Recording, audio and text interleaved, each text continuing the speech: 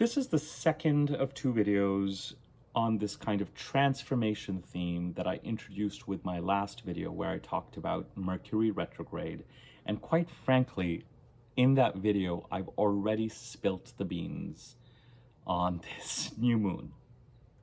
What we know is that Mercury is now retrograde in Leo, and this has been covered in the last few of my videos, but certainly the last video was kind of dedicated to it. And the new moon is also in Leo. The sun moves into Leo on the 22nd in 2 days' time. And then on the 24th, we're going to have the new moon in Leo. Mercury's already in Leo. Venus does not come into Leo till the end of August. So, you know, there's that by the time Venus comes into Leo, Mercury will be direct and she can bring in outcomes and scatter blessings. For now, we have a new moon that, on its way to becoming new, both the sun and the moon, just before the new moon occurs, trine Saturn and Neptune in Aries. I mentioned this in my last video, but this is a video that's dedicated to the new moon, so let's just stay focused on that. And the new moon is opposite Pluto, you know, to about 25 minutes. So it's a close opposition. So for all intents and purposes, in the way that I read charts, this is a new moon opposite Pluto. My cough is much better, much better.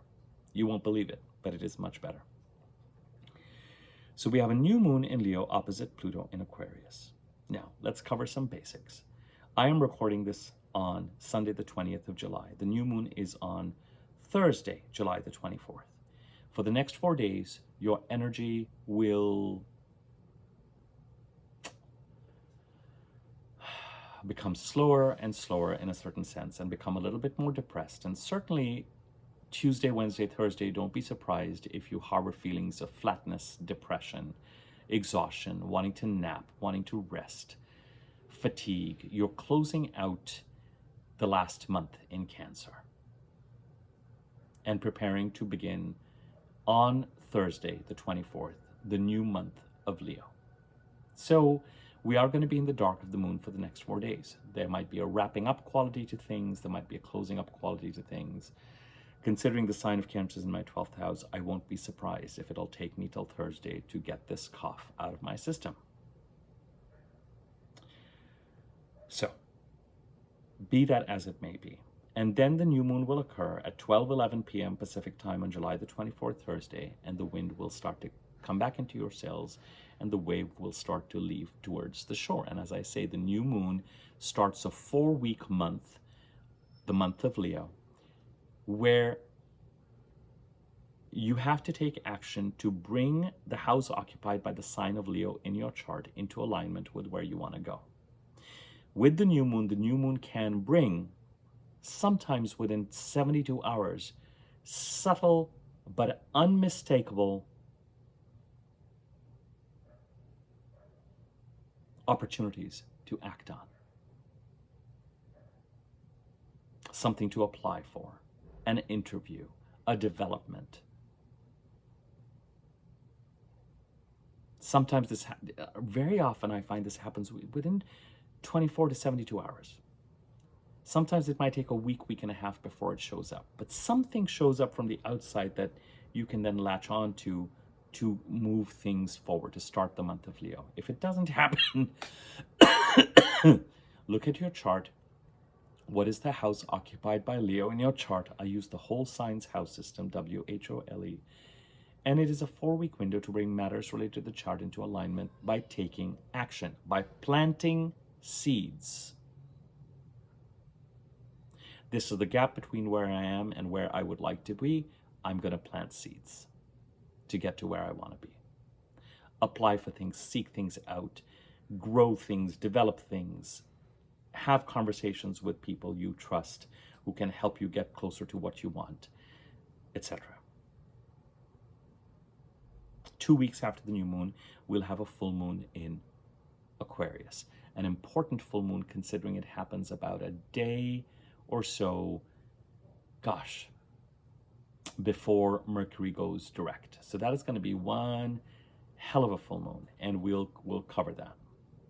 But the importance of that full moon, and this takes us to the next part of this new moon. This particular new moon is a little bit sullied, if you like, by the fact that there's a new moon in the month starting, but Mercury is retrograde when that month starts. Really, the new moon in Leo, and when things will start to move forward in the Leo part of the chart, may not be until the new moon in Virgo happens 4 weeks from now. 4 weeks from July 24th, around August the 22nd, 23rd, when the new moon in Virgo happens, by which time Mercury, the ruler of Virgo, will be direct, and we will be moving forward. All that said, it doesn't matter. The most important thing to pay attention to right now is everything I said about Mercury retrograde in my last video, Transformation Part 1. And I'm not going to repeat it here other than to say, allow Mercury to give you a sense of which track your train needs to be on. Allow Mercury to give you a reality check related to the direction you think you are moving in, so that Mercury can let you know whether it is a strong foundation or not, whether it is the basket you should be placing your eggs in or not. Allow a retrograde Mercury to reveal facts to you, or to help clarify to you which direction you should be taking, which path you should be taking.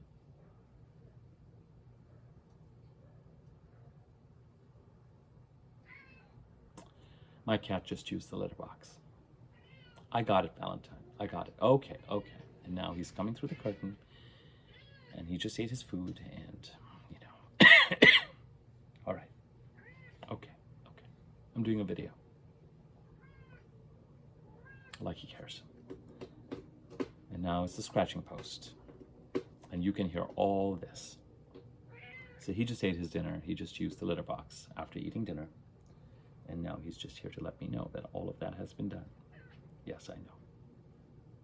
So a new moon happens, and what we want with the new moon is, of course, 4 weeks of forward movement and development. And let's go. Let's bring matters related to the Leo part of the chart into alignment. But then Mercury's like, not so fast. Valentine, will you please sit down, sweetie?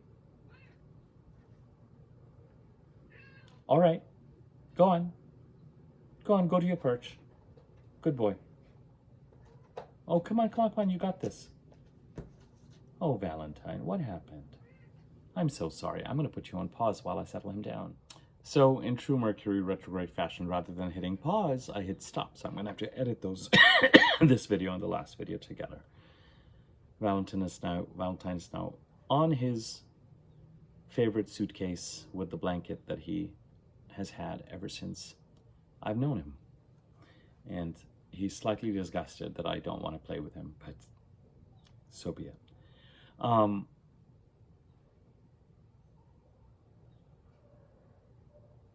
He's now napping. Okay.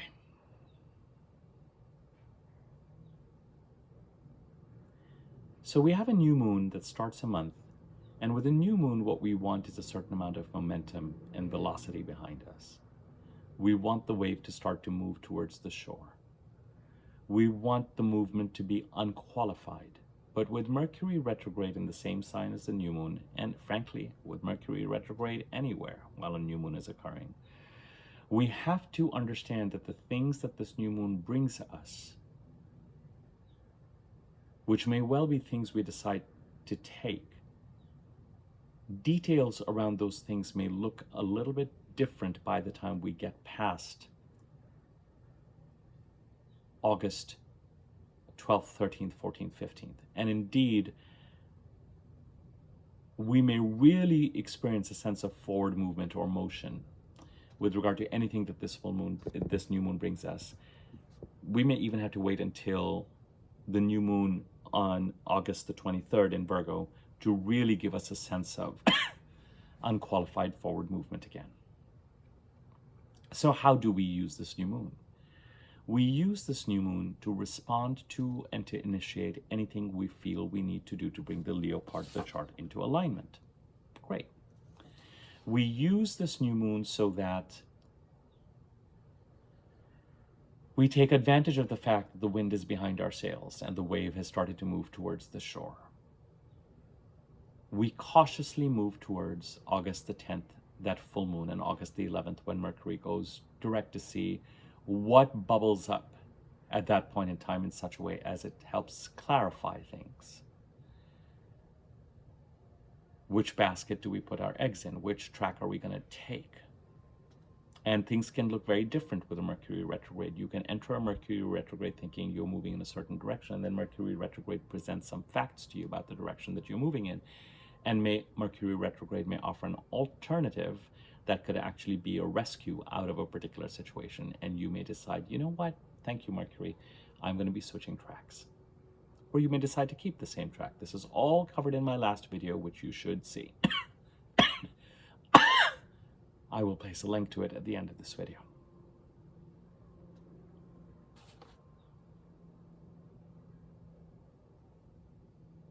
So we take action, we respond to everything that comes our way that is in alignment. We entertain everything. We keep things open. We do not settle on anything. That is not the same as signing or not signing a contract. We keep things open for as long as we need to until we have to make decisions, just to see what Mercury is going to reveal to us and tell us. And when it seems like we have enough information, we can then determine what it is that we're going to commit to.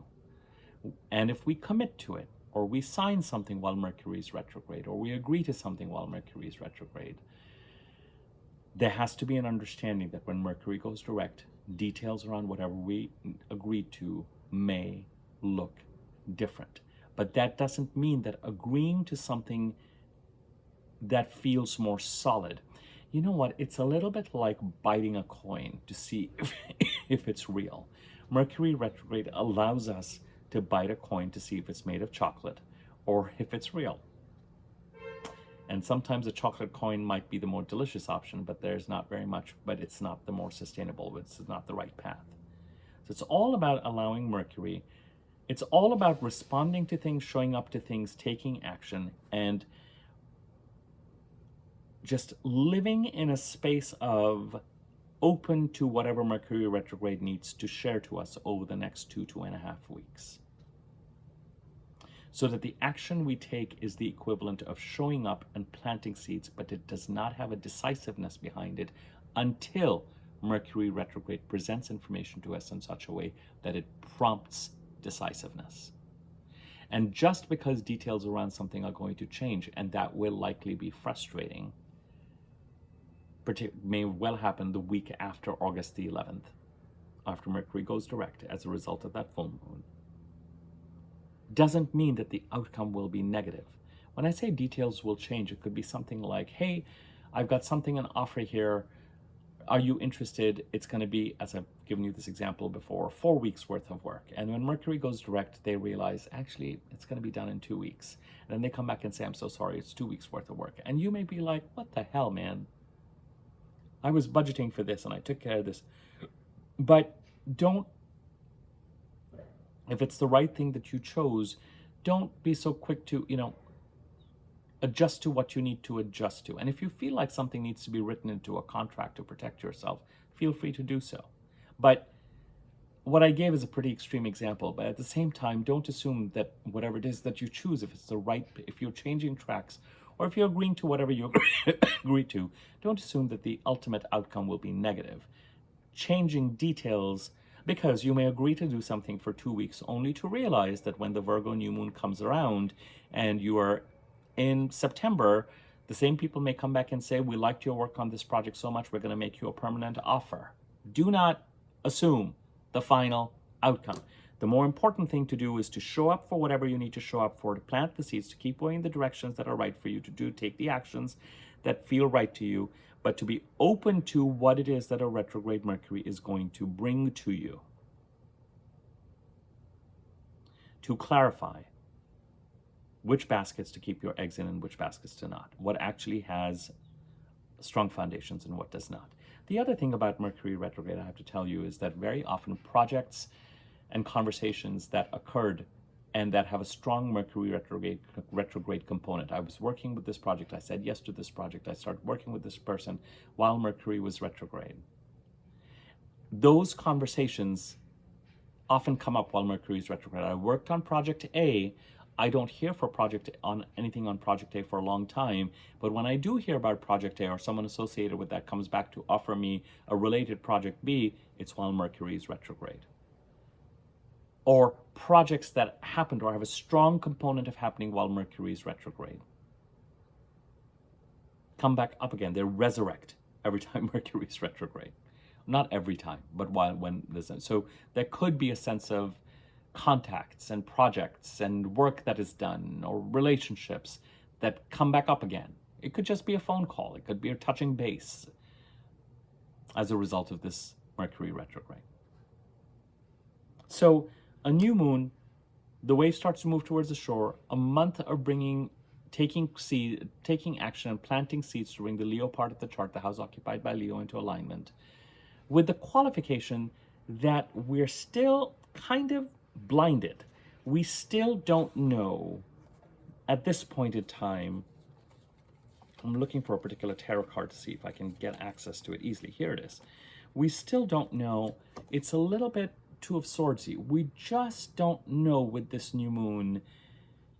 We're going to show up to everything. We're going to take action, but we just don't know until Mercury goes direct what is totally real and what is not.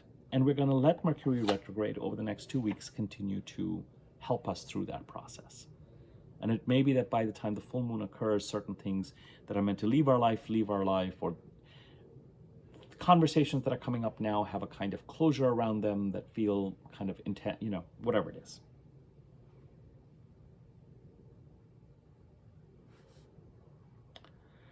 That was vague. The wave crashes to the shore in 2 weeks' time, around August the... Why do I keep wanting to say that is not true? Give me 1 second. What a Mercury retrograde reading this is turning out to be. The full moon is on August the 7th, 8th. And you know what? It is a few days. It's not August the 10th. It's on August the 7th, August the 8th. It's around there. It's not the day before Mercury goes direct. But it may well be that full moon occurs and brings certain things up, and then that Mercury stationary kind of puts the parentheses on things. They're close enough that we should watch where things are heading to as we head to that full moon. Now, for those of you who watched a test video from a few weeks ago, I do want to tell you that Venus is going to be getting ready to square Pluto. This is random that I'm just inserting this into this new moon video, but as we get towards the end of July, there could be something else that comes up that tests you and that requires a Venusian touch to manage. I'm gonna let's just pencil that away for a separate video. It's July the 20th. I'm having sort of just because I'm looking ahead by 2 or 3 weeks and thinking about different things that are going to happen in 2 or 3 weeks. We'll cover that. We will cover that. And if you're like, wait, you brought that up, now I'm really intrigued, just take a look at all my free videos. And there's a video I did a few weeks ago called A Test, a TEST test, and take a look at that, and that's developed there. And I'll talk about Venus squaring Pluto. It's not encoded into this new moon, so let's keep this video focused on this new moon. Okay, I think we've beaten to death the idea that we have a new moon while Mercury is retrograde. And so that's not unqualified forward movement, but it still means that we're planting seeds. And a lot of clarity in both the Leo and the Virgo parts of the chart and forward movement may come up with the next new moon. Fine. We're going to wait to see, with patience and with grace, and we're going to wait to see what it is this Mercury retrograde brings to us, and how that clarifies which direction we're meant to move in. Now, the other important thing that we need to talk about is that this new moon opposes Pluto. What would it be like if a new moon conjuncted Pluto, do you think? I think that a new moon conjuncted Pluto, as I mentioned to you in the last video I did, Pluto in Aquarius, Pluto's transiting Aquarius to 2042, and when Pluto is transiting the first few degrees of any part of the chart, he is dismantling, loosening bonds, in the house occupied by Aquarius, the house opposite to Leo, so that as he heads towards 2042, he can really transform that house for our benefit in the direction that is right for us. When you have a new moon opposite Pluto, the month of Leo demands, that is created by this new moon, that any action we take is in service of, cooperating with Plutonian transformation in the Aquarius part of our chart. Now, I've talked to you about the importance of January 20th to February 20th of 2024, when Pluto came into Aquarius rather dramatically with the Sun. And I think it was March the 5th that Mercury conjuncted Pluto, and then Mars conjuncted Pluto on February the 14th, and then Venus conjuncted Pluto on February the 17th of 2024, and kind of a door was kicked open as Pluto entered Aquarius.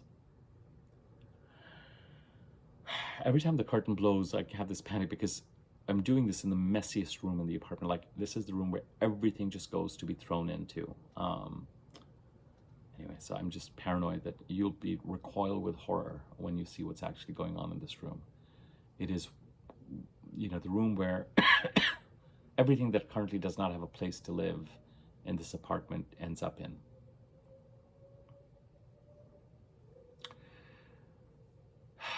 Oh, appearance consciousness. Okay.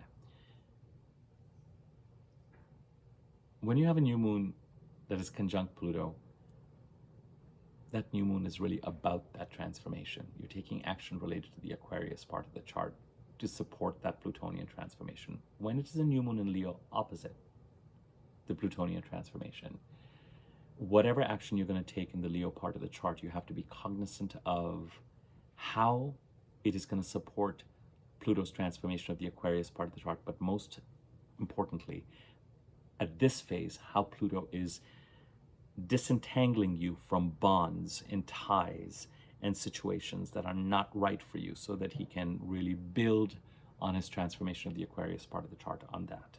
So I'm not talking to each of you personally. I can't pinpoint or articulate what Pluto going through Aquarius so far has really meant to you. I can point to a big window between January 20th and February 20th when Pluto came in and kind of kicked open the door in the Aquarius part of the chart. Pluto was in Aquarius for a large amount of 2024, but then retrograded back into Capricorn briefly, and then really it's been since October, November 24 that he finally has been in Aquarius all the way until 2042. So whatever is transforming in the house occupied by Aquarius in your chart, and whatever this Plutonian dismantling, dislodging, disengaging is going on, it's going to be significant. How can this new moon and the month of Leo that this new moon creates, and whatever clarity Mercury retrograde brings, how can it support this Plutonian transformation? And oppositions to Pluto are not to be taken lightly. Opposition squares to Pluto are quite intense. Now, the only aspect that is encoded into this new moon is Uranus trining Pluto. And the Uranus-Pluto trine does not become exact until 2026 and 2027, and I think even 2028. So we're not there yet, because Uranus is going to get ready to go retrograde in Gemini, and it's going to come back into Taurus to finish that out later this year. But Uranus is about 2 degrees away from trining Pluto, and that is a positive, supportive, you finding an authentic path, authentic people, authentic situations that are right for you, your breadcrumbs in the Gemini part of the chart. You finding those in that house in such a way that it contributes to and helps you with whatever it is that is being transformed in the Aquarius part of the chart. So there's a kind of support to Pluto. You've got the Sun and the Moon opposing Pluto, and you've got Uranus within 2 degrees of trining Pluto. So that Plutonian transformation of the Aquarius part of the chart is very alive. Now, as I said, before the new moon occurs, both the sun and the moon trine Saturn and Neptune. So in the Aries part of the chart, before this new moon happens, over the next 4 days, you may really be contemplating what are the right goals for you in the Aries part of the chart, and where it is that you have undersold yourself, given too much of yourself in the Aries part of the chart since March, since Neptune entered Aries. And Saturn entered Aries on May the 20th going, let me just teach you some lessons about how to take yourself seriously in the Aries part of the chart, because Neptune has a tendency to self-sacrifice, to give what you know to certain projects. And as I've mentioned to you in my Saturn conjunct Neptune videos, and again, you can just search my last few free videos and you'll see, Saturn conjuncting Neptune, which became exact on July the 16th for the first time, and there'll be another exact conjunction in Aries with Saturn and Neptune in February of 2026, is all about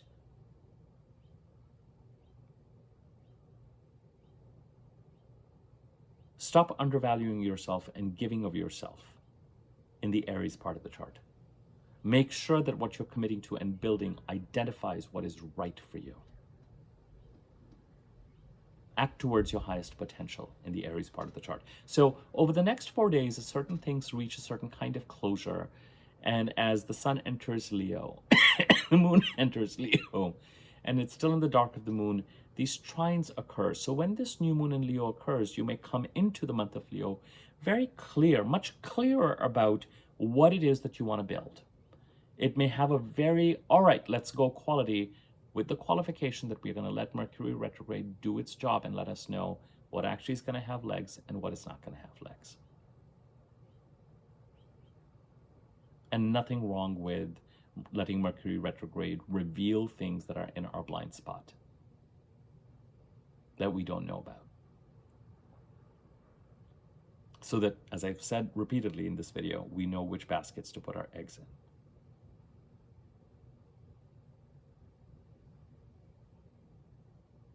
It is a very transformational time with the opposition to Pluto, with Mercury retrograde. And, you know, if I just were to look ahead even into the second half of this year, Mercury goes direct in the middle of August. We have the Virgo new moon.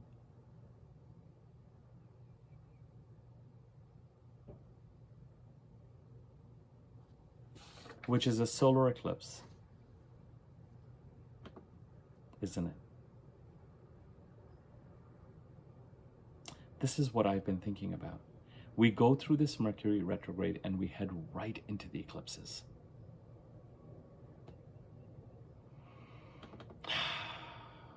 And then, by the time the eclipses are done, Saturn is back in Pisces saying, all right, let's really now finish cleaning up the Pisces part of the chart. I'm going to have to do a second half of this year overview for you guys. It's a new moon in Virgo on the 22nd. Oh, that's what's going on. There's a new moon in Virgo on the 22nd. Fine. But then in September, on the September the 7th, we have the full moon lunar eclipse in Pisces. And then we have another new moon in Virgo, which is an eclipse on September 21st. Well, okay, so I'm not that far wrong. We have 2 new moons in Virgo this year. The first one is a new moon. The second one, at the end of September, is a new moon solar eclipse. So Mercury goes retrograde and we go right into eclipse season. And Saturn is back in Pisces saying, let's finish up what we need to do. Those of you who've been with me for a while, let's finish up what we need to do to stabilize the Pisces part of the chart. I can always tell my readings are a little bit zanier when Mercury is retrograde. Look, I'm sharing a lot, and some of these things will get developed. Venus squaring Pluto will be a separate video. This overview I've started to for the second half of this year will be a separate video. And we may be coming into the second half of this year with a certain amount of exhaustion, or maybe it's just me who's been a little bit under the weather. Not a little bit, under the weather. Let's just say under the weather. But we know that there are things that need to be transformed, and we know that since Saturn moved into Aries, and since we've gotten a bit of a break, it's, you know, as we headed towards March and April, we took things as far as we could to stabilize the Pisces part of the chart, and there was the opening that was created in April and May and June until the middle of July. And this is something I've told you that gave you a sense of what is new and what is possible. And now, right now, we're still in the new, my darlings. We're still in the new, my friends. We're still in the new. This Mercury retrograde is not about slipping back into the past necessarily, unless something has come up for you with Saturn retrograde and a lot of Saturn's orb in Pisces already. Even though Saturn doesn't technically go back into Pisces till September the 1st, it could be that this Mercury retrograde brings up prompts of things that need to be taken care of related to stabilizing the Pisces part of the chart. But some of this is also around what is the right direction for you to move in, which is the agenda for every Mercury retrograde. And so we take advantage of the Leo new moon, the wind gets behind our sails, we move past the dark of the moon, we start to plant seeds, we start to steer our vehicle in the right direction with the understanding that till Mercury goes direct, Mercury is the one who's doing the driving. Mercury has taken the wheel, and we're going to process whatever Mercury brings to us, which does not mean that there isn't forward movement or motion, because once we get enough data from Mercury to know whether we're going to stay on the track that we are on or move on to a different track, that's still all forward movement and motion. It's just that the energy is less qualified. We're less waiting on facts. Mercury retrograde happens, we switch tracks if appropriate, and then when Mercury goes direct for 3 months, we can move on that track.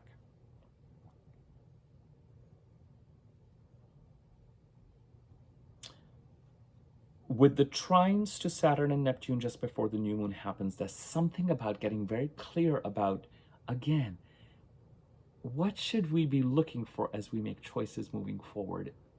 And yes, they may have to do with the Aries part of the chart, but you know, the house occupied by Leo trines the house occupied by Aries. There's a supportive connection there with regard to whatever actions we're going to take in the Leo part of the chart.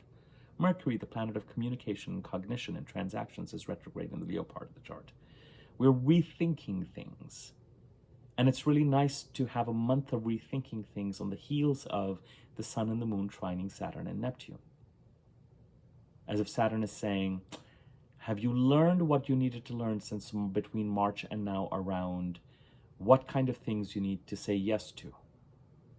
And how you need to honor yourself more in the Aries part of the chart. So take action, communicate accordingly. Value yourself more. Honor your boundaries more in the Aries part of your chart. And if you're going to move towards Neptunian direction, then structure them. Give them a plan. Okay. And then the new moon happens, I'm summarizing now, opposing Pluto. Whatever action you take has got to keep in mind whatever Pluto has been transforming for you. And it may really have become loud and clear between January 20th and February 20th of 2024. And right now, Pluto is loosening things in the Aquarius part of the chart. And with Pluto, as I've always told you, the challenge comes if you are holding on to something that Pluto is trying to get you to release, or somebody else is holding on to you in that part of the chart, and you're trying to get free of them or of a situation. And Pluto tends to know what is not right for us.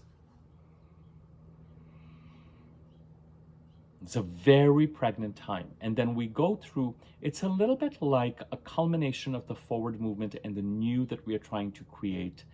We reach a kind of peak of it over the next 3 or 4 weeks. And then once we enter September,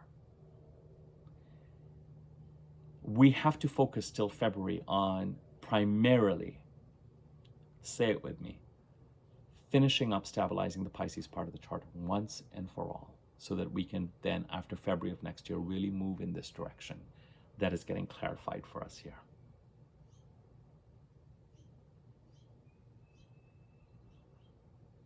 Once the Mercury retrograde is done and we have the first new moon in Virgo, yes, we have 3 months of forward movement, no question. But we go from one period of transformation right into the heart of the eclipses, which is transformation time in September.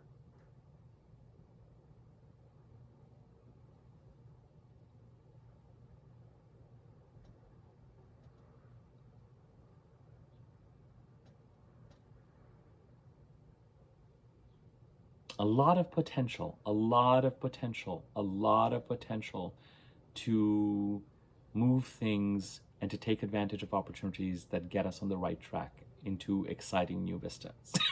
But we've got to be very present. We've got to let Mercury, again, listen to the last video I did, if you haven't already, to let Mercury help us figure out what is real about the tracks that we're on, the track we're on, and any alternates that he presents.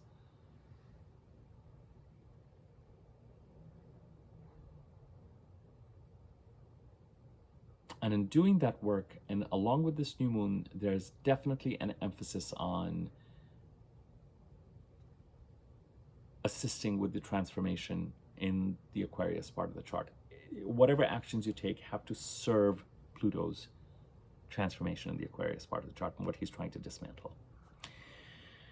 All right, friends, I'm going to leave it at that. That is enough to process, enough to think of. Remember, for the next 3 or 4 days as you head to the new moon, be gentle with yourself. Don't try and take too much if you're feeling very, very flat and hopeless and what's going to happen, and I haven't heard anything and nothing is happening, or what's happening, or any of that kind of stuff. Just wait for the new moon. As complicated as this new moon might be with a Mercury retrograde, where you might be like, well, can I trust what's coming to me? And shall I say yes? And shall I say no? And, you know, you will, if you're really present to the energies as I've described them in this video, but most importantly in the last video that I did, you should be, hopefully that will help you determine, you've got to figure out what track you're going to ride your train on. Based on the reality checks and the facts that a Mercury retrograde is going to present to you.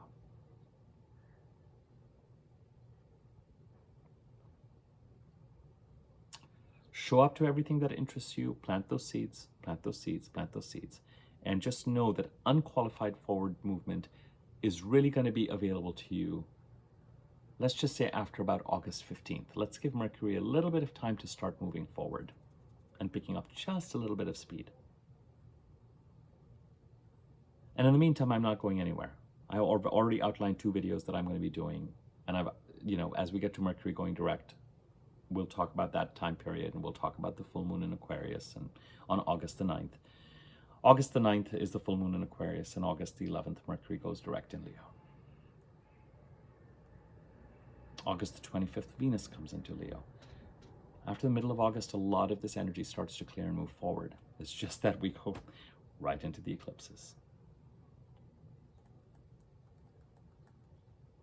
All right, we know we want to move forward. We know we want to move into exciting new vistas. We know we want to clean up past crap. So here we are. Fasten our seatbelts. All right. As I mentioned to you before, there are 3 ways. There are 3 ways to interact with me. Free videos I present.